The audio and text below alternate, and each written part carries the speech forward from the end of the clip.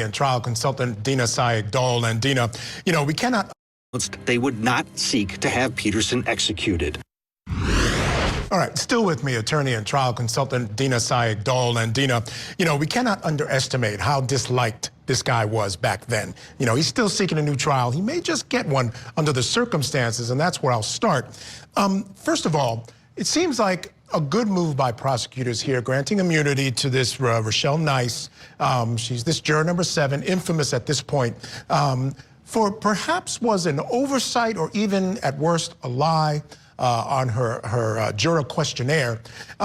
What's required to get a new trial? You're a trial consultant, so you're the perfect person to talk to. First of all, it's difficult to figure out if folks have actually lied. But if they in fact did, that's not the end of the inquiry. It's true. And, that looking at this, the judges kind of said it themselves. They said there's considerable amount of circumstantial evidence convicting him. And that's what it is. It's that even if this error occurred, like you said, assuming everything kind of bad was right, which, she lied about it, she talked about it in the jury room, all of that, even if that happened, if that wouldn't have made a difference in his conviction because the evidence was so overwhelming that he would have been convicted anyway, then his conviction stands. And that's kind of the standard that they're looking at.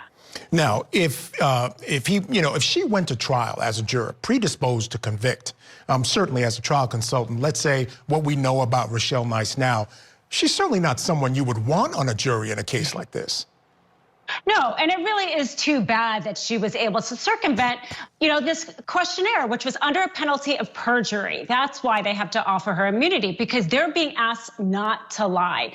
Because it's so important, really, for a defendant to get a fair trial. People may not have liked Scott Peterson, but every person is entitled to a fair trial, and that is 12 people unbiased, willing to decide it based on the facts of this case. And the fact that she lied about it, really did a disservice to not only him, but really to the justice system. It's too bad it happened. Whether or not that altered the outcome or not, that's what now is going to be decided. And let's be clear, prosecutors don't have to offer immunity in this case. I mean, they're not necessarily chomping at the bit to retry this case. So I want to applaud them under these circumstances for giving immunity, because it seems to me that they really want to get to the truth.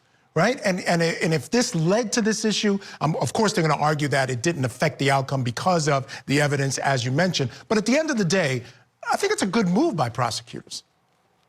Absolutely. And, prosecutors have code of ethics also. They don't want to prosecute frivolous cases. Not that this was it. But they also are kind of bearers of the ethical system that is our justice system. So if they now know that a juror lied on the questionnaire, I think that they did their obligation by saying, let's hear it. Let's make sure there wasn't a miscarriage of justice here. I think they did the right thing, even though you said they didn't maybe technically have to.